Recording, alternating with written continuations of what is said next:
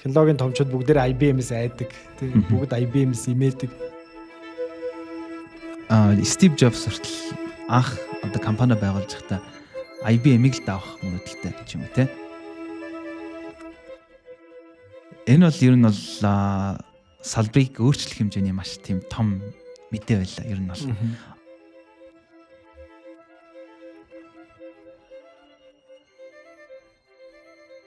Сайн байцгаана уу интернет технологийн орхооднуудаа та бүхэнд наадмын мэндийг хүргэе. Монгол улсад үндэсний баяр наадам энэ 7 хоногт тохиож байгаа. Та бүгд амралтаа сайхан өнгөрүүлж байгаа гэдэгт итгэлтэй байна. Зарим манай Tech Forum сувгийнхан энэ 7 хоногт технологи болон шинжилгээ ухааны салбарт болсон. За сүүлийн үед ер нь шинжилгээ ухаантай холбоотой, технологитой холбоотой зүйлсүүд юу болж байгаа вэ гэдэг мэдээллийг таамаглан хүргэх гэж байна. Тэгээ шинэ дугаарт тавтай морил. Энэ 7 хоногт бид Volkswagen компани талаар илүү дэлгэрэнгүй ярих болно. Яагаад вэ гэхээр Германы хамгийн том үйлдвэрлэгч, дэлхийн топ 2 автомашин үйлдвэрлэгч тус компани 100 мянга гаруй ажилтнаа цомготгох. За магадгүй бас хэд хэдэн брэндээ зарах. За зарим хэвлэл мэдээллүүдийн мэдээлж байгаагаар Volkswagen санхүүгийн асуудалд орж улмаар дампуурлын ирмэг дээр ирсэн ч байж магадгүй гэдэг зүйлүүдийг бол зарим их сурвалжууд ярьж байна. Тэгэхээр яг Volkswagen-тай холбоотой юу болоод байна гэдэг талаар ярина. За харин томоохон технологийн компаниудын нэг болох IBM энэ 7 хоногт нэгэн сонирхолтой чипийг танилцуулсан байгаа. За энэ чипний хувьд бол маш товчоор хэлэхэд хумсны толионд багтахуйц супер хүчээ гэж хэлж болно. Өнгөрсөн жил бид нэр квант чипийг алганд багтахуйц супер хүч гэж нэрлэдэг байсан бол за хагас дамжуулагчийн салбарт ийхүү маш том чухал нээлтийг хийж чадсан гэдэг бол IBM зарлаа. За дээрээс гадна хэмэл оюунтай холбоотой хамгийн сүүлийн мэдээллүүдийн нэг болох Anthropic компани Cloud Science гэдэг нэртэй платформ өнгөрсөн 7 хоногт нээлттэй хэлээ. За үүнтэй холбоотойгоор хэмэл оюун болон шинжилгээ ухааны салбар ер нь хэрхэн яаж хосолж байгаа вэ гэдэг талаар энэ 7 хоногт эдгээр сэдвүүдийн талаар ярилцах болно. Өнөөдөр надтай хамт манай Амка биш харин манай Сугар байна. Тэгээ манай Сугарын хувьд болохоор манай Гижвэгийн copywriter, за мөн шинжилгээ ухааны академийн биологийн хүрээлэнгийн за генетикийн лабораторийн эрдэм шинжилгээний ажилтан байгаа. Орой мэндийг хүргэе Сугараа. За тань ч гэсэн орой мэнд хүргэе. За манай Сугараа болохоор ер нь бол шинжилгээ ухаан технологитой холбоотой, ер нь суурь судалгаатай холбоотой, за энэ мөн яг шинжилгээ ухаанд хэрхэн яаж холбогдож байгаа вэ гэдэг мэдээллүүдийн талаар ярих болно. Гэхдээ мэдээллүүдээс орохоос өмнө товчхон бас манай сонсогч нарт өөрсдөө өөрийгөө танилцуулаач. За тэгээд намайг бол Сугар гэдэг 2022 онд Монгол Улсын их сургуулийн биотехнологи мэргэжлээр төгсөөд тэгээ одоо биологийн хүрээлэнгийн генетикийн лабораторид эрдэм шинжилгээний ажилтнаа хийдэг юм байгаа. За тэгээд давхар Гижвэ одоо copywriter буюу шинжилгээ ухааны мэдээ нийтлэл бичих ажлыг бас давхар хариуцж хийдэг байгаа. Ийм одоо шинэ гишүүн маань өнөөдөр манай подкастт оролцож байна.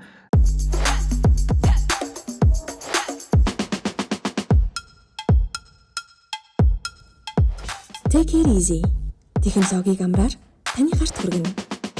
За хамгийн ихний ярилцах сэдэв бол IBM-ийн 7 хоногийн хагас дамжуулагч буюу шинэ одоо чип байгаа тий 0.7 метрийн нанометрийн хагас дамжуулагчтай чипийг бүтээж чадсан байна. Энэ бол маш сонирхолтой. Энэ гарчийг сонсоод ерөн технологийн салбарынхан бол нэлээдгүй шүү гэж хэлсэн баг.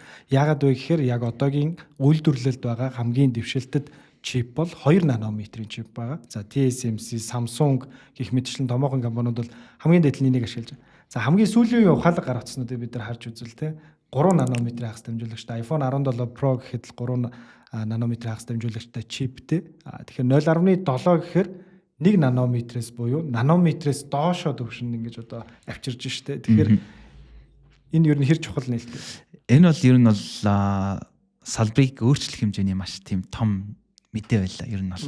Одоо жишээ нь IBM компани болохоор хамгийн анхны 2 нанометрийн чиптэй 2 нанометрийн хагас дамжуулагчтай чипийг одоо бүтээжсэн компани шүү дээ. Тэгээ одоо бүр 1 нанометрээс бага буюу 0.7 нанометрийн хагас дамжуулагчтай чипийг одоо бүтээчлээ. За тэгээд энэ чипээ болохоор sub 1 нанометр гэж нэрлсэн.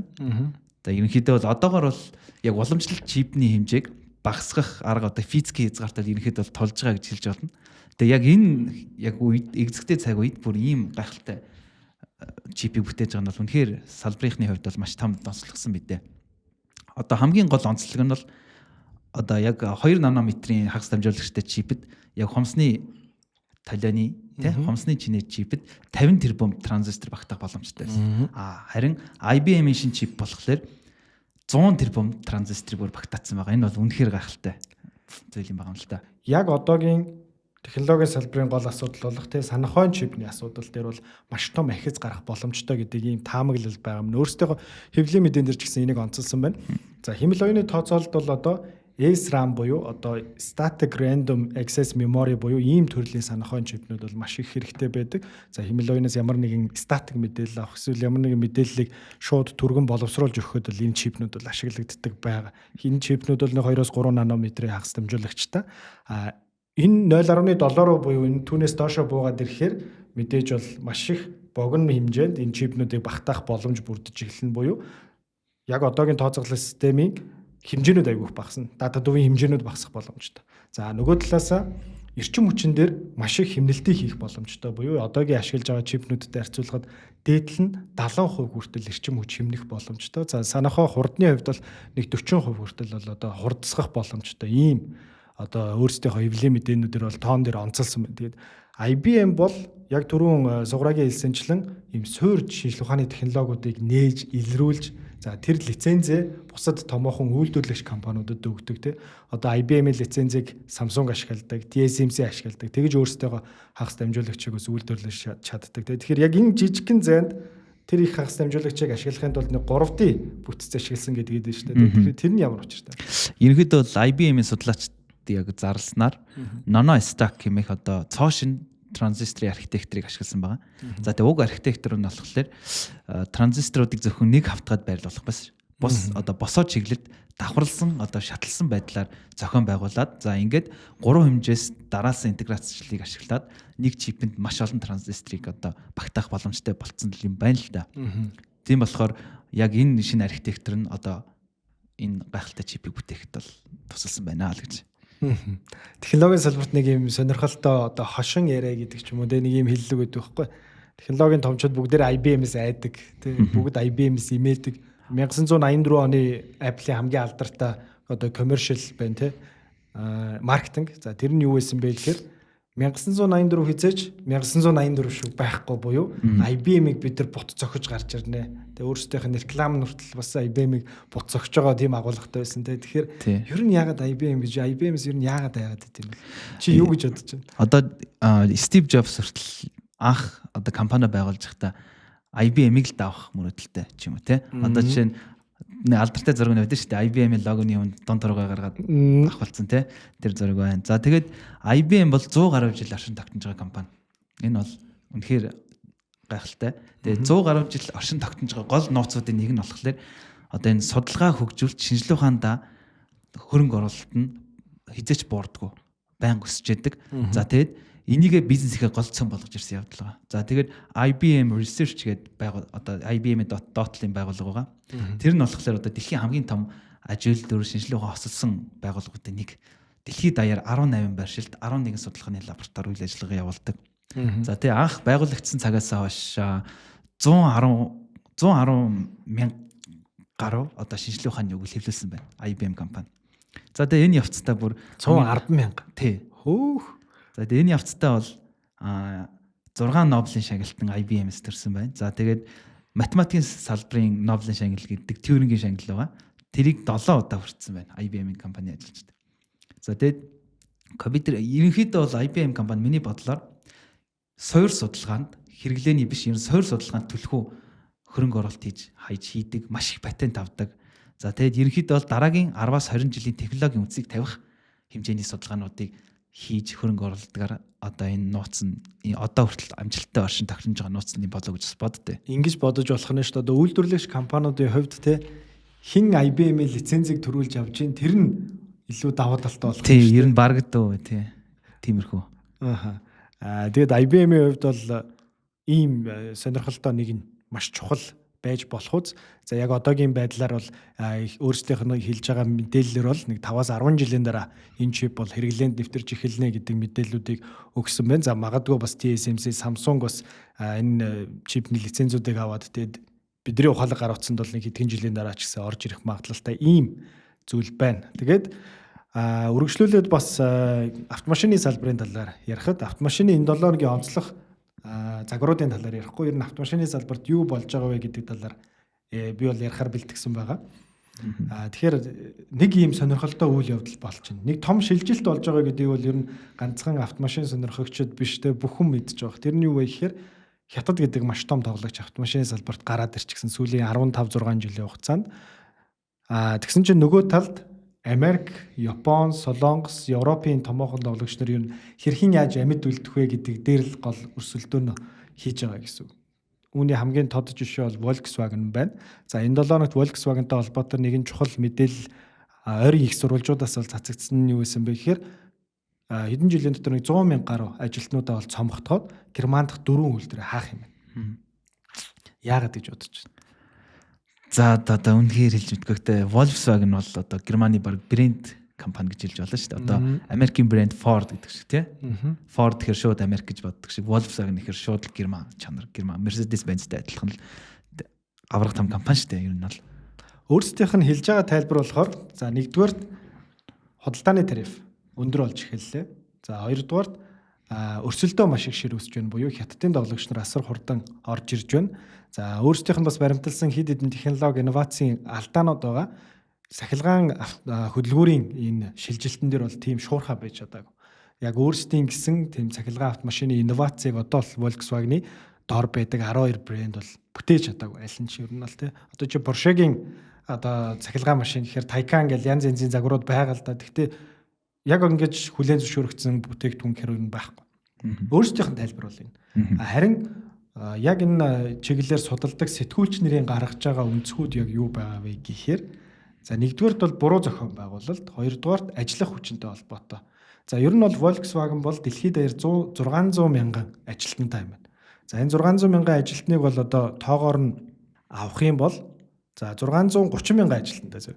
Тэнгууд л энэ нь Toyota-гоос 60% их, Stellantis-аас бол 140% их, за Ford-оос бол 240% их. Буюу өөрөө юм нүсэр бүтэц болсон. За энийг бол Германы ард түмэн ер нь юу гэж ярьдаг байсан? Ми зөв уншсанаа шүү. Юу гэж ярьдаг вэ гэхээр за энэ бол Volkswagen-ы бахархал, ийм их ажлын байрыг бий болгож байна. Тэгээд Volkswagen бол ер нь Volkswagen-ы цомгтгол бол аюух байнга яригддаг байсан баг. За Volkswagen тэдний ажилтан цомгтгож байна. Хойшлоод идэв гэсэн. Volkswagen-ы аюу алдартай IG Metals гэдэг нэртэй үйлдвэрчний эвлэл байдаг. Энэ үйлдвэрчний эвлэл за мөн одоо Volkswagen-ы нилээдгүй их хувийг эзэмшдэг одоо Lower Saxon гэдэг муж 20%-ийг одоо санал өгөх хэрэгтэй байд юм лээ. Энийг ингээд улс төрийн лобби хийгээл ямар нэгэн байдлаар хойшлуулаад байдаг. Тэгээ энэ өөрөө компанидэр ямар дарамт ирж байгаа вэ гэхээр хөрөнгө оруулалтандаа их хэмжээний мөнгө зарцуулахгүй ажиллах хүч үйл ажиллагааныхаа зардал руу ингээд чиглүүлээд байна гэсэн. Энэ ингэж явж явсаар хагаад одоо яг ийм тесрэх хэмжээнд л яг л тесрэхийн өмнөх зэг дээр л ирсэн байж тээ. Ер нь бол тий. Тесрэхийн өмнөх зэг дээр ирсэн. Тэнгууд л одоо яг энэ мэдээллүүд цацагдаж эхэлсний дараачаар бол тэр одоо IG Metals үйлдвэрлэлчний эвлэлийн зүгээс бол бид нар бол одоо чадах чинээгээр бол эсэргүүцснээ ийм зүйл бол одоо байж болохгүй гэдэг ийм мэдээллийг бол хийсэн байна. За мөн одоо яг энэ бит хоёр энэ подкастыг бол 7 сарын 8-нд бичиж байна. 7 сарын 9-нд бол одоо гүйцэтгэх захирал нь яг энэ цомгтголтойгоо холбоотой мэдээллийг бол өөрсдийнхөө тузад зөвлөлдөө бас мөн адил танилцуулах юм байна. За үүнтэй холбоотойгоор ер нь Volkswagen брэнд гэж бас Volkswagen Group гэж үг бай тээ. Ер нь энэ доор ямар брэндүүд байдаг вэ гэхээр Porsche тээ, Audi тээ, Германы бүх томоохон алдартай брэнд нийтдээ бол 12 орчим брэнд байгаа. За энэ брендийг худалдаж авах процесс бол 1960-аад оноос хойш үргэлжилж эхэлсэн юм байна. Тэгээ эдний философи яг юу байсан бэ гэхээр миний ойлгож байгаагаар групп том байгаад бүх зүйлээ өөрсдөө үйлдвэрлээд эхэлчихвэл ашиг илүү их нэмэгдэнэ, үйлдвэрлэлийн зардал илүү багасна гэд ингээд тэлээл томрол байсан. За эдрээс гадна маш олон joint venture-ууд байдаг.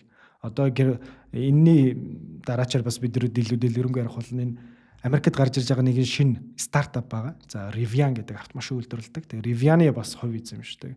Хятадын хэд одоо SAIC ч юм уу одоо хятадын том автомашины үйлдвэрүүдийн бас хувийг эзэмшдэг юм joint venture-ууд аягүйх байдаг. Ингээд тараагаа явааддаг. За мөн одоо сүүлийн үед гарч байгаа шилжилтүүдэн дээр нь олонгот л одоо олигтой тийм шинэ ийм салхи үүсгсэн автомашины загвар байхгүй гэж одоо бодод үзсэн. Audi-га хамгийн сүүл бүр пүү гэж хүн амьтныг уулга алдуулсан загвар хизээ гарсан тий. Ер нь бол санаад байхгүй л байна. Сонсогдохгүй гоц. Тэнгуут л энийг одоо ер нь автомашины салбарын юу гэж бичиж ярьж байна гэхээр 1960-70-аад оны үед Америкийн автомашины үйлдвэрлэгч нарт тохиосон үйл явдал ер нь давтагдж байна. За тухайн үед бол юу болж исэн бэ гэхээр ер нь бол Америкийн тоглогчид бол дэлхийн хамгийн том одоо автомашин үйлдвэрлэгчид байсан. Тэгсэн чинь тэд ингээл нэг томоохон компаниудын нэг юм асуудал байд юм шиг байна. Орлого орж ирээд санаа зовхгүй яваал гэдэг. Тэгээ шинэ инновац нэвтрүүлэхгүй яваад байдаг. Тунгал тэн дээр байгаа жижиг тоглогч нар богино хугацаанд асар урдан гараад ирсэн. Бол 60-70-аад оны үед Япончууд цөмрөөд гараад ирсэн байхгүй. Тэгээ Япончуудыг тоохгүй яваалаас Япон угаасаа тухайн үед бол дэлхий дээр автомашин гэлтгүй хамгийн муу бүтээгдэхүүн бол Made in Japan байсан. Тэнгууд л Япончуудыг тоохгүй явж исэн чинь тэд нар одоо өөрсдийг нь гүйцэд. Харин Volkswagen-ийн одоогийн нөхцөл байдлын хувьд болохоор хамгийн эхлээд ер нь бол Хятадын зах зээлийг алдсан. За ер нь бол дэлхийд дахинд Хятад, Америк, Европ ТV-ийн зах зээл бол автомашины хамгийн том зах зээл. Энэ гурван зах зээлийг алдсан бол чи ерөөсөө автомашины салбарт бол амьд үлдэхэд аягүй хэцүү. За энийг алдчихлаа. За Америкийн зах зээлээ алдчихсан. Одоо бид нар Америкийн хуучны 70-80-аад оны кинонуудыг чи бодоод үзье. Герман автомашинууд аягүй их байдаг тий. Одоо Volkswagen-ийн миниван ч юм уу тий. Одоо Beetle тий, цох мох тий. Тий, одоо бүгд л сонгодог машинууд шүү дээ. Бүгд сонгодог тухайн үеийн одоо дундаж амжиргаатай хүмүүсийн бол хамгийн одоо өдөр тутмын хэрэглээнд байдаг тийм автомашинууд байдаг гэсэн тий. Volkswagen-ийн өөрийн хөстийнх нь үндсэн философи хүртэл угаасаа тийм байсан да. Ард түмний машин. Анханасаа гарч ирэхтэй тий. Тэгсэн чинь одоо тэр байна уу? Тэр агуулга одоо ер нь жоохон алдагдчихж байгаа юм шиг. Хитрхи тансаг зэрэглэлийн брэндүүдийг өөрсөндөө аягүй шингээсэн. Porsche, Audi гэх мэтчлэн тий. Иймэрхүү асуудлууд бас байна. Тэгэн гутлаа энэ хоёр зах зээлийг чи алдсан бол угаасаа хэцүүдэж байна. Тэгсэн чинь сүүлийн жилүүдэд одоо юу ажиглагдж байгаа вэ гэхээр миний зүгээр анзаарж байгаагаар Хятадын автомашин үйлдвэрлэгчид дотоодын зах зээлээ аль хэдийн хангадаг болчихсон. Одоо болонгууд л гадагшаа гарч эхэлж байгаа. Энэ гадагшаа гарч байгаа урсгал Төв Аз, Зүүн Өмнөд Азиас эхэлсэн. Одоо Европ руу орж ирж байгаа. За одоо Европод бол ер нь бол Хятадын автомашинуудын хэмжээ бол сүүлийн хэдэн жилийн 1 жилийн дотор гэсэн байна. 2 дахин нэмэгдсэн. Маш олон Европын хэрэглэгч нар Хятадын автомашиныг худалдаж авч байна. Энэ нэгдүгээрт чанартай болж эхэлж байна сүүлийн жилүүдэд. За хоёрдугаарт хамгийн өндөр дэвшилтэд технологиудыг Хятадууд хийж чадчихжээ. Гуравдугаарт хямдхан байна өөрсдийнх нь брэндүүдтэй харьцуулахад. Тэнгуут эх орноосоо болж чи үнэтэй автомашин авах уу те өөрийнхөө амжиргааг бодож тэнд ашигтаа дийл хийх үү гэдэг л нэг юм зүйл байгаад байгаа юм л да. Энэ статистик үзүүлэлт байгаа юм. Хятадын бус автомашин үйлдвэрлэгчдийн зах зээлд эзлэх хувь 2020 онд 57% байсан бол одоо 25 онд бол 32 болж буурсан юм. Тэгээ асар хурдцтай өөрчлөгдөж байгаа. Одоо BYD, Chery, SAIC гэх мэтлэн Leap мотор хүртэл одоо ер нь бол Европт өөрсдийнхөө үйлдвэрүүдийг барих юм зорилготой. Тэгээ Европт ингээд ганцхан Volkswagen гэлтгүү янз янзын үйлдвэрүүд бол ер нь сүүлийн жилүүдэд хаагдчихж байгаа. Тунгад л энийг хэн аваад байна гэдэг чинь аюу сонирн боо. Харин Хятадууд аваад идэв. Хятадууд очиж тэрийг нь хүн зөхөж бас аваад идэв юм байна. Тэгээд ер нь бол 2011 оноос хойш Хятад дахь борлуулалтынхаа бол 3.1-ийг алдсан. Тэгээ одоо ийм ирмэгтэр ирээд толцсон. Тэгээ ер нь бол автомашины би бол нэг хэд хэдэн хүмүүсийн бас гадаад болон дотоодын подкастуудыг сонсож үзлээ л дээ. Яг нь Volkswagen-тай холбоотой ярьж ирсэн зүйлсүүд төр ер нь бол нөхцөл байдал өөрөө бас компанийнхаа соёлын хувьд бас айгүй хэцүү болцсон гэдэг зүйлүүдийг ярьж илээ. Тэр нь юу гэсэн үг вэ гэхээр компани өөрөө ингээ бунуу менежменттэй яваад исэн чинь одоо жишээ нь чи нэг дизайн хийгээ гаргацсан байлаа гэж бодонгот тэр хүнд нөгөө кредитийг нөхгүй энэ хүний хийсэн юу гэдэг үуч юм уу те дарга нь ингээд тэр дизайныг би хийсэн ажилгаа гаргацдаг ч юм уу ийм хэд хэдэн кейсүүд Volkswagen тэр гарсан юм. За үүнээсээ болоод айгүй олон инженерүүдээ Хятад руу бас алдсан юм. Айгүй гол чухал инженер, дизайнер эдрийг. Тэгээ гол хүний нөөцүүдээ бас алдаад байгаа юм. Тэгээд Германы эдийн засагт ч бас нөлөөлж болох ууц юм үйл явдал. Бүр Volkswagen-ы хууль гэдэг нэртэй бүр хууль байт юм байна. Ийм сонирхолтой зүйлсүүд болоод өнгөрж байна. Ийм байна Volkswagen. Ер нь яг миний бодлоор одоо Volkswagen-д одоо Ли Якока шиг тийм нэг те Genus тийм менежер хэрэгтэй л гэж одоо харж байна шүү дээ. Одоо Ли Якока гэдэг алдартай хүн шүү дээ. Одоо Chrysler Motors яг дампуурах гэж хахад нь захирал болоод авраал те тэнгүүтээ яг тухайн үеийн одоо нөхцөл байдалтай шууд дасан цогцоод Японы одоо автомашин үйлдвэрлэгч компаниудтай хамтарсан компани байгуулах юм те. Тиймэрхүү гахалтай нэвтлүүд хийгээд Chrysler Motors-ыг аварч ирсэн. Тэмтэх. Яг л тийм л юм одоо хэрэгтэй шиг санагдаж байна. Тийм 8-9 оны хямралын үеэр чинь за Chrysler-аас гадна GM хүртлээс яг дампуурлаа зарлахчихсан шүү дээ. Дампуурлын ирмэг дээрээс бол ирж чадсан. Гэхдээ одоо бол яг нэг дампуурлын ирмэг дээр ирсэн гэж хэлэхүүд бол ер нь жоохон хэцүү. Гэхдээ бас өөрсдийнхөө дотоодд байгаа нөө эзэмшиж байгаа 12 брэндүүдээс бас салгаж магадгүй нөө хитрхийн нүсэр болчиход байна шүү дээ. Энэ хитрхийн нүсэр зүйлийнхаа үр шимийг өөрсдөө бас хүртэж чадахгүй болохоор ер нь салгаж магадгүй гэдэг юм зүйл яриад байна. Тэгээд хөрөнгө оруулагч нар Porsche бол мэдээж нилээдгүй том хувийг бол эзэмшдэг Volkswagen дээр. Хөрөнгө оруулагч нараас нь хэд хэдэн сэтгүүлч нар асуусан боловч одоогийн байдлаар бол дөрөвтөө хариу хэлээгүй байна. За ер нь бол автомашины салбарын энэ 7 хоногийн хамгийн чухал яригдж байгаа сэдв бол энэ байна. Тэгээ энэ халуухан сэдв бол дараагийн 7 хоногч бас яригцаараа холно. Харин үргэлжлүүлээд роботтой холбоотой нэгэн сонирхолтой мэдээлэл нь Эрдэмтэд хамгийн оновчтой роботын бүтцийн загвар хэлбэрийг бие хэлбэрийг олсон гэж байна. Тэгэхээр энэ ямар хэлбэр? Энэ юу вэ? Маш сонирхолтой далайн зараатай төстэй нэг тийм хэлбэр байгаа. За тэгээ хүн шиг биш үү? Хүн шиг биш. Science Robotics гэдэг сэтгүүл байна тий. Одоо роботын чиглэлээр судалгаа хийдэг Эрдэмтэд өгүүл хэвлүүлэх одоо маш нэр хүндтэй том сэтгүүлүүдийн нэг. За тэгээ энэ сэтгүүлд хэвлэгдсэн саяхны судалгаагаар тийм далайн зараа шиг хэлбэртэй тийм робот байгаа. Энэ бол роботын хамгийн оновчтой биеийн хэлбэр гэж байгаа. За илүү тодруулах юм бол 20 ширхэг тийм сонож агшдаг хөл байрлуулсан. За тэгээд хөл бүрийн үзүүр дээр мэдрэгч камертай. За тэгээд яг Argus гэж нэрлсэн. Гол нэрлсэн шалтгаан нь болохоор эртний грекийн домогт гардаг бүхнийг хардаг Argus гэдэг мангасны нэрээр нэрлсэн. За тэгэд энэ робот нь Argus гэдэг энэ робот нь болохоор хүссэн чиглэлдээ хөдөлж чадна. За ямар ч асуудалгүй бартаа замыг туулна. За тэгээд 4.5 кг хүртэлх ачааг тээвэрлж бүр ханд хүртэл авирч байгаа. Тийм робот байгаа даа. За тэгээд ерөнхийдөө бол олон 10 жилийн турш инженерүүд байглаас сэтэл авч те хүн нохой шавж тэр жотго мортой төстэй маш олон тийм роботууд, машинуудыг бүтээсээр ирсэн. Гэхдээ хамгийн ашигтай биеийн хэлбэр загвар бол эдгээр бол хараахан биш байгаа гэсэн. За тэгээд энэхүү роботыг бүтээсэн судалгааны баг нь болохоор байглаас сэтэл авах гэхээсээ илүүтэйгээр dynamic isotrope оноод анхаарсан байгаа. Энэ dynamic isotrope оноо гэдэг нь роботын динамик хариу үйлдэл нь аль ч чиглэлд ялгаагүй жигд оновчтой байх төлөвийг хэлдэг. За тэгээд тгээс 1 оноо хүртэлх оноогоор үнэлэгддэг юм байна. За 1 оноо байвал робот ямар ч чиглэлд бараг адилхан хурдтай хариу үйлдэл үзүүлж чадна, хөдөлж чадна гэсэн үг. Манай энэ Argus роботын оноо нь хэд гэж бодож чинь dynamic isotrope оноо мэдгүй 0.91. Оо. Тэ. Ихэнх одоо роботууд тухайлбал дэвшилт дөрвөн үлтэй роботууд, хүн дүрст роботуудын бас уламжлалт дронуудын dynamic isotrope үзүүлэлт нь 0.6-аас доош байдаг гэж. Тэнгүүт манай Argus-ийнх 0.91. За тэгээ энэ яг гол онцлог санаа нь юу вэ гэхээр бид нар ингээд бодит хэрэглэхээс илүү хэрхэн зохион бүтээгдсэн аргачлал нь байгаа энэ. Өөрөөр хэлбэл роботыг янз бүрийн биеийн хэлбэрийг математик аргаар гаргаад за тэгээ цоошин биеийн хэлбэрүүдийг цааш нь бүтээх боломжтой болж байгаа. Байглаас сэтэл авах биш, математикт анхаарч байгаа гэсэн үг. Тэр философи нь өөрчлөгдөж шүү дээ. Байгальд байгаа одоо жишээ нь соныг дуурайгаад за нэг хеликоптер хийж даал гэдэг ч юм уу тий. Тэнгуул энэ ер нь баг магадгүй баг эцэстээ тулж ич магадгүй бах тий.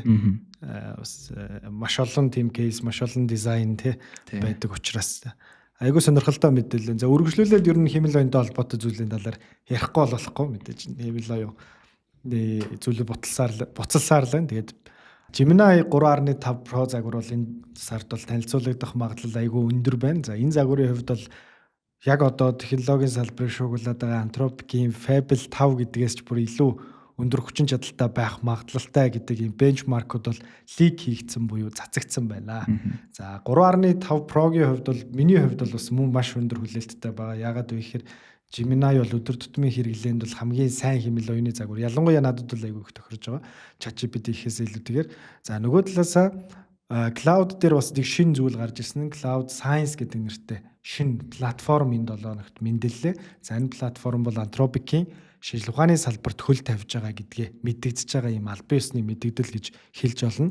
Яагаад вэ гэхээр ер нь бол шинэ бүтээгдэхүүн, шинэ дизайн, шинэ зураг үүсгэх, текстийг хөрвүүлэх гэхээс илүүтэйгээр хэмэл оюуныг шинжлэх ухааны салбарт ашиглана гэдэг нь өөрөө одоо хамгийн зөв шийдвэрүүдийн нэг байна гэдгийг бол ер нь бол Anthropic-ийн ч гэлтгүү, Google-ийн ч гэсэн маш их ярьж байгаа. За Google-ийн хувьд бол мэдээж AlphaFold-оос ахуулаад бол маш том төслүүдийг бол энэ дээр хийсэн байгаа тий. За Cloud Science-ийн хувьд бол би чамд интро бичлэгийг үзүүлсэн шүү дээ. Интро бичлэгийн зүгээр хальтгаа хараа. Би бол бүртгүүлж үзсэн л дээ. Тэгээд яг өдөр тутамд бол ашиглаж үзээгүй нь миний яг ашиглах зүйл биш болохоор чи бичлэгийг хараад юу ямар хөө санаг. За хамгийн түрүүнд яг толгойд орж ирсэн бодол гэх юм бол уургийн 3D бүтцийг гаргахад ашиглаж болох юм шиг харагдсан. Уургийн 3D бүтцийг гаргана гэдэг бол ерөнхийдөө бол маш хэцүү төвөгтэй ажил байхгүй юу? Маш олон удаан хугацааны туршилт судалгаа шаарддаг.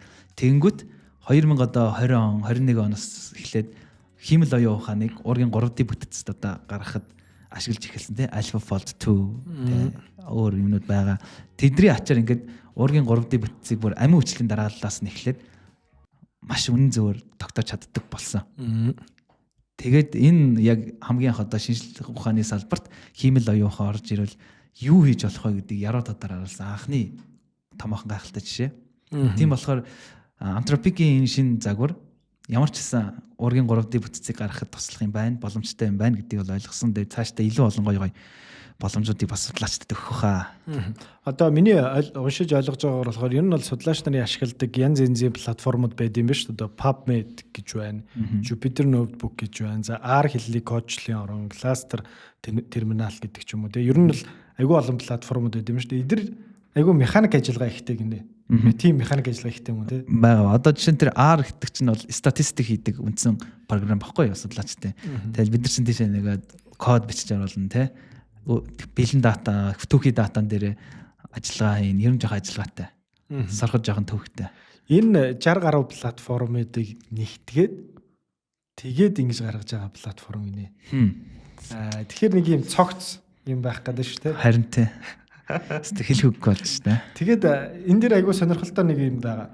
Нэг юм хөтөлбөр зарласан байна Anthropic стартапын зүгээс. За энэ подкастыг бас сонсож байгаа лабораторид ажилладаг тий шинжлэх ухааны чиглэлээр үйл ажиллагаа явуулдаг оюутан залуучууд байвал маш их хэрэгтэй мэдээлэл болоо гэж бодож байна. Нэг хөтөлбөр зарласан байна. За тэр хөтөлбөртөө бүртгүүлээд тэнцсэн лаборатори, их сургууль, судалгааны байгууллагуудад тэтгэлэг олгох юм байна. 50 стартап компани тэгээ лабораторид байна уу те. Тунгууд л ер нь бол шинэхэн мэдээлэл шинээр гарч ирж байгаа учраас бас та бүгдөөс холбогдвол те магадгүй бас тэнцэх юм билүү те. За үүнээс гадна одоо Cloud-ийн Cowork энэ 7 хоногоос эхлэн мобайл дээр ашиглах боломжтой болж эхэлсэн байна. Тэгэхээр Cowork-ыг бас зөвхөн өөрсдийнхөө лаптоп, компьютер гэхээс илүүтэйгээр шууд утсан дээрээсээ үйлдэлүүдэд ашиглаад командуудаа өгөх боломж бол нэгдсэн байна шүү. За харин манай суграагийн өөр бэлдсэн мэдээлэл болохоор LLM буюу за хэлний том загвар бол шинжлэх ухааны салбарт ер нь хэрхэн яаж үүрэг оролцоотой байгаа вэ гэдэг талаарх мэдээллийг бэлтгэсэн байгаа тийм. Энэ зүйлийн талаар ер нь бол хүмүүс янз янзаар л ярьж байгаа л да тийм зарим нь ашиглах хэрэгтэй байна тэр үггүй ч гэдэг ч юм уу тийм. Чиний бэлдсэн мэдээлэл юу вэ? За ерөнхийдөө бол саяхан OpenAI компани дотоод хиймэл оюун ухааны загвар одоо 80 жилийн турш шийдэгдэг байсан математикийн асуудлыг одоо шийдсэн байна. Ингэснээр одоо хиймэл оюун ухаан математикийн тодорхой нэг дэд салбарын нээлттэй асуудлыг бие даан шийдсэн анхны тохиолдол болж байгаа юм байна л да. Тэгээ хамгийн гайхалтай нь энэ хиймэл оюун ухааны дотоод загвар нь математикт зориулж сургагдсан хиймэл оюун ухааны загвар бишээс явуулга. Энэ л бүр хамгийн сонирхлыг татдаг байхгүй нэ. Тийм үү. За яг ямар асуудлыг шийдсэн гэдэг дараа нь тайлбарч байгаа. 1946-нд Унгарын нэрт математикч Paul Erdős-ийн дэвшүүлсэн Planar Unit Distance Problem гэдэг бодлого байдаг. Энэ болохоор Евклидийн автгаа дээр байрлах цэгүүдийн дундаас хоорондоо яг нэг нэгжийн зайтай байх хос цэгүүдийн хамгийн ихтэй хэд байх вэ гэдгийг олох хэрэгтэй асуудал байна. Энэ болохоор ингээ математикчтай олон 10 жил ингээд шийдлийг олох гээд судалгаа хийсэн. Тэгээ ер нь комбинатор геометрийн хамгийн алдартай нээлттэй асуудлуудын нэг гэж үздэг. За тэгээд OpenAI компани хиймэл оюун ухааны дотоод загвар энэ асуудлыг шийдсэн.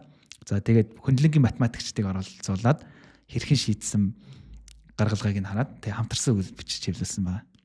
Өгүүлэл нь бүр гарсан юм уу? Тэг гарсан. Бүр OpenAI компани пэйж утсан дээр байгаа.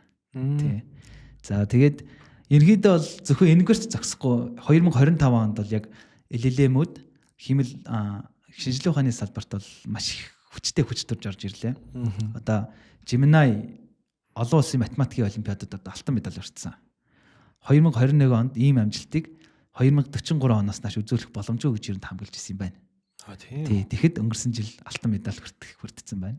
За тэгээд өнгөрсөн жил бас нэлээд шуугилсан GPT-5 комбинатор тооны онол, графийн онолын зарим бодлогуудад маш шинэлэг шийдлүүдийг гаргаж чадсан. Математикийн хувьд бол нэг иймэрхүү. За тэгээд химийн хувьд болохоор химийн салбарт бас ашиглагдаж байна. Meta компани Llama LLM огт тайлагдаагүй байсан нарийн төвөгтэй урвалын хамгийн оновчтой нөхцөлийг ердөө 15 төрөлтөөр олсон байгаа. Тийм. Тий. Эн чинь Лама яа. Бид нар чинь ламаг муулаад байгаа шүү дээ. уламжлалтаар болохоор эн чинь бүр хэдэн 7 хоног үргэлжлэх хэдэн 100 төрөлт тахгүй юу яг үндэ. Тэгэхээр 15 төрөлтөөр олсон. Энэ бол маш гайхалтай амжилт. За тэгээд Google-ийн Co-Scientist гэдэг бас LLM байгаа. Тэр болохоор бактерийн доторх ДНХ-гийн паразит тархалт гэдэг механизм байдаг. Тэрийг болохоор олон жилийн судалгааны өгдөл болон мэдээллийг нэгтгэн шинжилээд туршилтаар батлагдсан одоо шинжилгээ ухааны дүгнэлттэй яг адилхан дүгнэлтийг 2 хоногийн дотор гаргасан. Энэ механизмыг нээхийн тулд бас олон жил эрдэмтэд судалсан. Тэ. Маш олон сонирхолтой кейсүүд байна те. Тэнгуут л одоо жишээ нь өнгөрсөн жилээс математикийн олон улсын олимпиадын алтан медалийг бол авдаг болсон.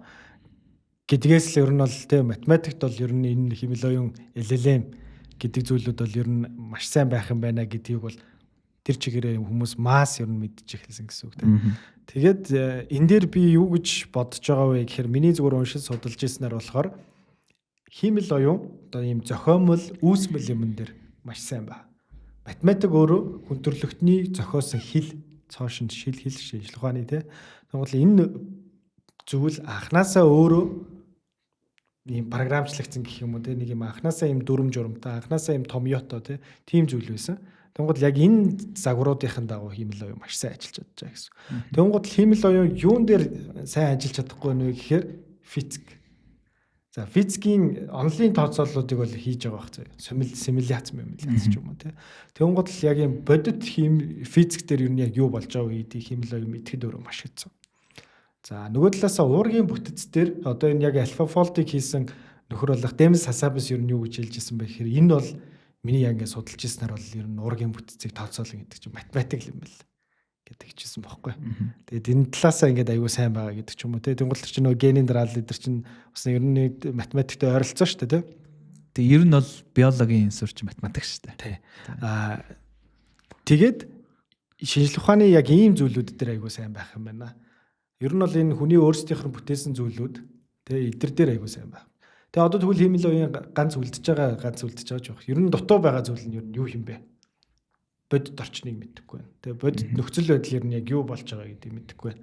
Тэнгуул яг ингээд сүүлийн үед болохоор LLM гэхээс илүүтэйгээр world model гэдэг юм концепц гараад ирсэн.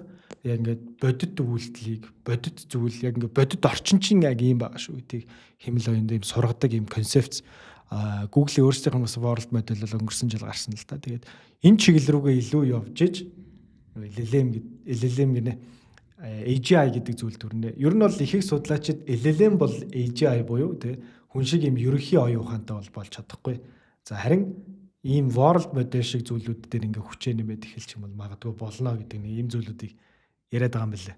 За ийхүү химэл оюуны загварууд бол ингэж асар удацтай хөгжиж байна. За мөн одоо чипэн дээр ингээд нээлтүүд гарч байна. Тэгэнгүүт л технологи улам хөгжснөөр бидний өдөр тутамд ер нь юу хамгийн их бий болж байгаа вэ гэхээр мэдээлэл. Мэдээллийн багтаах хэмжээ асар их хэрэгтэй байна. Мэдээллийн хурдан дамжуулах хурд улам бүр сайжрах хэрэгтэй байна. Тэгэнгүүт л яг шинжлэх ухааны салбарт энэ мэдээллийг хадгалах тал дээр ер нь ямар нэгэн шинэ нээлт ойрд гарв уу?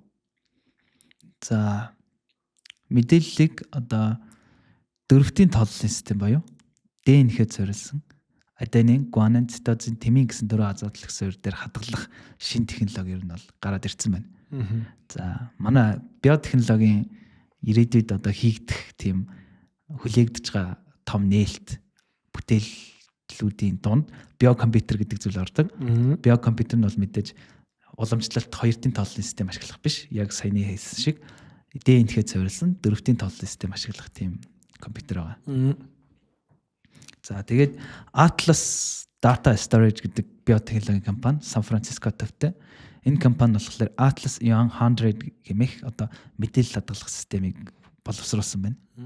За хэр их мэдээлэл хадгалах юм бэ гэхээр ойртуулж хэлэхээр одоо 1 литр ДНХ агуулсан шингэнд 60 петабайт буюу 10 тэрбум дуу эсвэл 12 сая HTK-г хадгалж болно. 10 тэрбум дуу. Тий. Хөөх. Ерөнхийдөө тийм шингэн юутай болноо л гэж тий.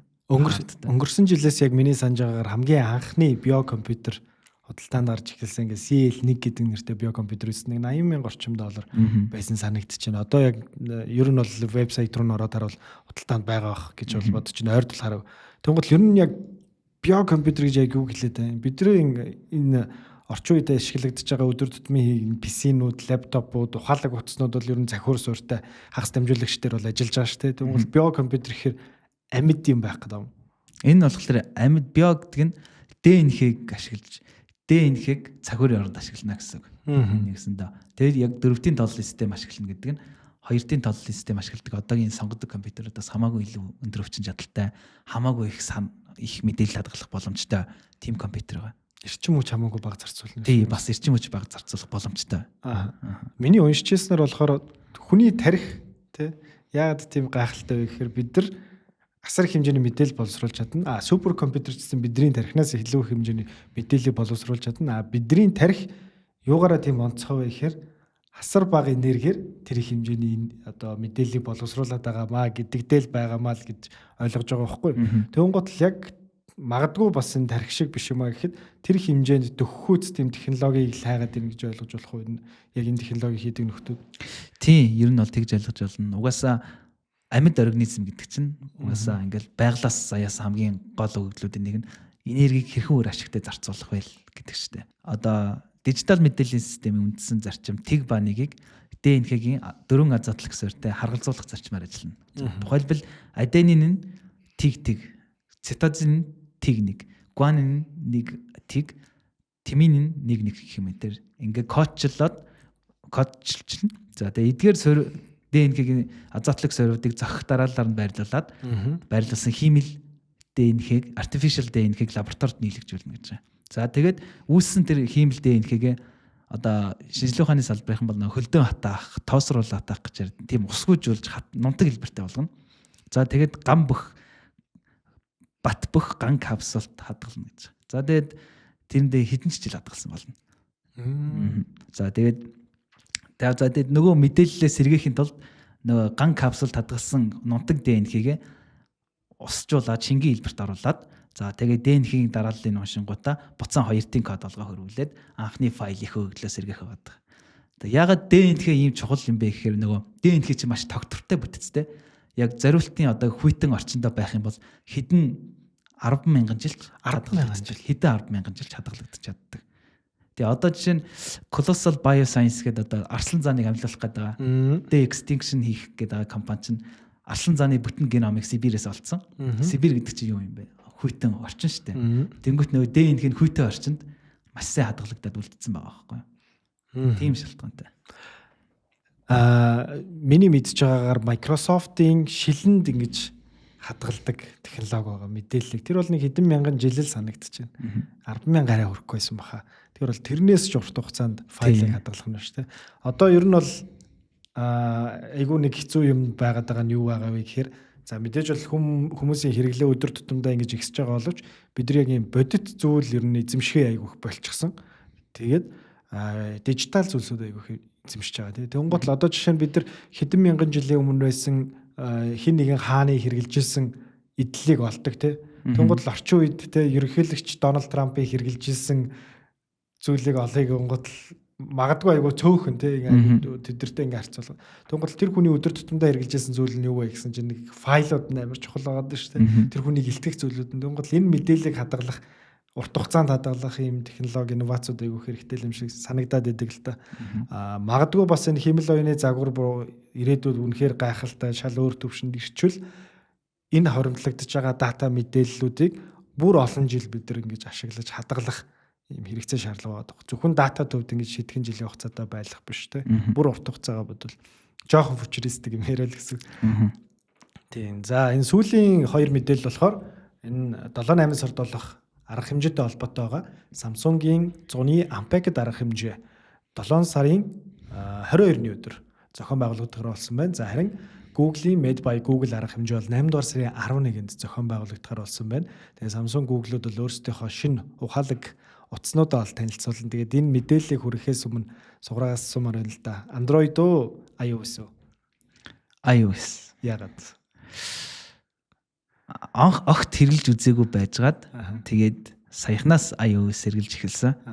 Тэгээд үнэхээр супер юм лээ. Тийм болохоор ер нь цаашдаа бол Apple-ийн үнэ хэрэглэгч л болох байх л та.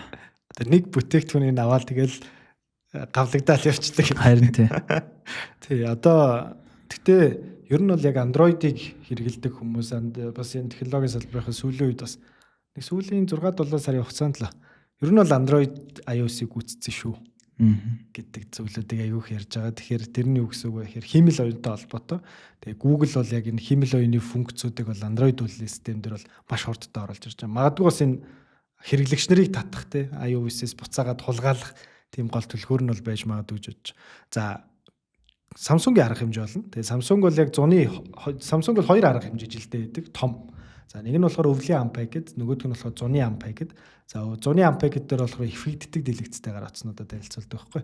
За Galaxy Z Fold 7, Galaxy Flip 7 гэдэг утаснууд бол энэ жил бол танилцуулагдана. За энэ жилийн ноцнуудын гол зүйлүүд юу байдаг вэ гэхээр ер нь эвхэгддэг дэлгэцтэй инновац дээр шинэ зүйлүүдийг ярьдаг. За харин үйлдвэрлэлийн систем дээр бол нэг шинэ зүйл бол зуны Unpacked дээр бол төдийлөн гардаггүй. Тэгэхээр үйлдвэрлэлийн системтэй холбоотой шинэ зүйл бол бас төдийлөн энэ удаад бас муу адил байхгүй болов уу гэж бодож байна. Энэ удаагийн арга хэмжээний гол зүйл бас юу байж магадгүй гэж ярьж байгаа вэ гэхээр баталгаажаагүй ухаалаг шил. За Google-ийн хөгжүүлэгчдэд зориулсан арга хэмжээ бол энэ хавар болохтой Google, за Warby Parker, Gentle Monster, за Samsung компаниуд хамтарсан юм мэдээллийг хийсэн. Энэ дөр бол өөрсдөө аль биесээр энэ дөрвөн компани ухаалаг шил үйлдвэрлэж байгаа гэдгийг бол мэдгдсэн, хөгжүүлж байгаа гэдгийг. Тэнгуут энэний эхний загвар магадгүй бас гарч иж магадгүй тий. Үүнээс гадна энэ жилийн хувьд энэ зуны Unpacked Samsung-ийн хувьд бол маш чухал арга хэмжээ. Өмнөхөөсөө чухал. Хамгийн анхны эвхэгддэг дэлгэцээ утсаа танилцуулж яснаас ч илүү чухал. Яагаад вэ гэхээр энэ жил 9 сард Apple эвхэгддэг дэлгэцтэй утас гарч ирнэ. Тэгэнгუთ л өөрсдийнх нь мөнхийн өрсөлдөгч ухаалаг утасны зах зээл дээрх яг ижилхэн бүтээгдэхүүний зах зээл дээр гаргаж байгаа. Харин Samsung бол 7 дахь генерашныг гаргаж байгаа. 7 дахь генерашн Apple-ийн эхний генерашнээр ямар байх вэ гэдгийг бол хүмүүс намраас хойш харьцуулаад эхэлж байна гэсэн үг. Тэгэхээр энэ дээр зах зээлээ алдахгүй байх үүднээс энэ загварууд айгүй чухал байна гэж ер нь бол таамаглаж байна. За үүнээс гадна Galaxy Ring гэдэг одоо бүтээгдэхүүн байдаг Samsung-ийн ухаалаг бөгж байгаа. Энэ ухаалаг бөгжийг бол 2 жилийн өмнө бол анхны хэлбэрийг бол танилцуулагдсан. Одоо бол шинжлэгдэг байгаа. Энэ бол ер нь шинжлэгдэх цаг нь болцсон гэж үзэж байгаа. Тэгээ Galaxy Ring-ийн 2 нь бол танилцуулагдаж магадгүй. За Galaxy Ring-ээс гадна шинэ жижиг чихвчнүүд бол танилцуулагддаг. За энэ жил бол одоо мөн адил чихвч байх гэдэг бодол байна. За үүнээс гадна үнийн хувьд их сонирхол татж байна. Яагаад вэ гэхээр Samsung Electronics өөрөө санахойн чипнээс асар их хэмжээний орлого олж байна. За энэ 7 хоногт бол Samsung-ийн тайлан бас танилцуулагдсан байгаа. Орлого нь 19 дахин нугарсан байна хэдхэн жилийн дотор. Ер нь бол 50 хэдэн тэрбум доллар. Би яг санхүүгийн тайлангийн гүйц дарааг болохоор сайн ярьж мэдгүй. 50 хэдэн тэрбум долларын улирлын орлого олдог компани болчихсон Samsung. Яг энэ асуудалтай холбоотойгоор ер нь Samsung-ийн шинэ загварууд дээр үн яах вэ? Өмнөхдөр болохоор багтаамжаа багасгаад үнэ нэмсэн 100 доллараар. Тэгвэл энэ удаад тэрийг хадгалах уу эсвэл илүү өндөрөөр үнэ нэмэх үү гэдэг ийм сонголтууд байна. Ер нь бол ухаар нэвхэгддэг дэлгэцтэй утаснууд бол илүү үнэтэй загварууд байдаг шүү дээ тий.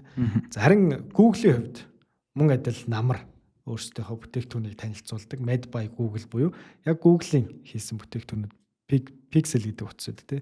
Pixel-ийг ер нь сонсчихсон уу? Ер нь Монголд нэг төдийлөн зарагддаг шүү дээ. Тий, ер нь бол сонсч байгаагүй. Google-ийн Pixel гэдэг утас байдаг. Android үйлдвэрлэлийн системтэй. За ер нь бол төдийлөн том зах зээл рүү тэгж хортоггүй бүтээгдэхүүн. Ер нь бол ингээл өөрсдөө хийгээл хөгжүүлээл тэ. Бид нар бол ер нь хамгийн сүүлийн үеийн тэргүүлэх flagship буюу тэ тэргүүлэх хэмжээний ухаалаг утсыг хийж чадж байгаа шүү гэдгээл ер нь харуулаад яваад байдаг тийм бүтээгдэхүүн байсан гэж. Гол орлого олдог бүтээгдэхүүн ба шүү тэ. Өнгөрсөн жилээс юу ажиглагдаж эхэлсэн бэ гэхээр ийм олон нийт рүү зориулсан маркетингийн үйл ажиллагаануудыг баг анх удаа баг хийж эхэлсэн буюу олонний танилуудыг ингэж рекламада тоглуулдаг, олонний танилуудыг ирж ингэж утсаа ингэж туршуулдаг тийм зүйлүүдийг өнгөрсөн жилээс бол хийж эхэлсэн. Тэгэхээр энэ жилийн үр дүн ер нь хэрхэн яаж гарсан бол магадгүй бас Google яг энэ Samsung, LG, iPhone эдэртэй адилхан юм хэдэн саяар нь зардаг юм утас ер нь яагаад ер нь хийхгүй юм бэ гэдэг нэг юм зүйл байгаа. За энэ жилийн хувьд бол Pixel 11, Pixel 11 Pro гэдэг загварууд бол танилцуулагдана. За мөн Fold бас байдаг, эффекттэй дэлгэцтэй таблетч хэлбэртэй. Хамгийн гол зүйл нь юу яригдчихэж байгаа вэ гэхээр хамгийн анхны 2 нанометрийн хагас дамжуулагчтай чипийг ашиглаж магадгүй гэдэг шуум байна. Хэрвээ яг үнэхээр энэ инновац орж ирвэл энэ удаагийн хамгийн гол онцлогуудын нэг нь байна. TSMC-ийн 2 нанометрийн хагас дамжуулагчтай чип бол яригдчихэж байгаа юм. Албажааг байна. За үүнээс гадна сая Google I/O арга хэмжээ дээр ярьдаг. За шинэ Gemini нэмэлтүүд бол мэдээж энэ цагрууд дээр орж ирэх нь бол тодорхой. За ийхүү Android үйл системтэй холбоотой 2 одоо ухаалаг гар утас үйлдвэрлэгч бол 7-8 сард өөрсдийнхөө бүтээгдэхүүнийг танилцуулах нэ.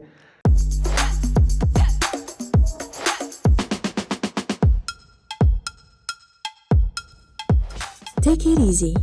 Технологиг амраар таны гарт хүргэнэ. За ийхүү өнгөрсөн 7 хоног шинжлэх ухаан технологийн салбарт тийм шинэ инновац, шинэ нээлтүүд болж өнгөрсөн байна. За энэ талаарх мэдээллийг бидэнтэй хамт суграа маань тайлбарлан хүргэлээ. Тэгээд оролцсонд баярлалаа суграа. Өрсөн тус баярлалаа. Тэгээд дараагийн бас шинжлэх ухаантай холбоотой шинэ нээлт, инновац гарвал суграа бид нар илүү бэлтгэлтэйгээр та бүхэнд бас шинэ дугааруудаа өргөх болно. Энэ удаагийн дугаартаа маань Аян стор хамтран ажиллаж байгаа. За хэрвээ та хамгийн сүүлийн ухаалаг гар утсуудыг баталгаат газраас авахыг хүсч байвал Аян сторыг зориорой гэж дахин нэг удаа хэлээ. Энэ удаагийн дугаартаа хамт байсан технологийн орхоод та бүхэнд баярлалаа.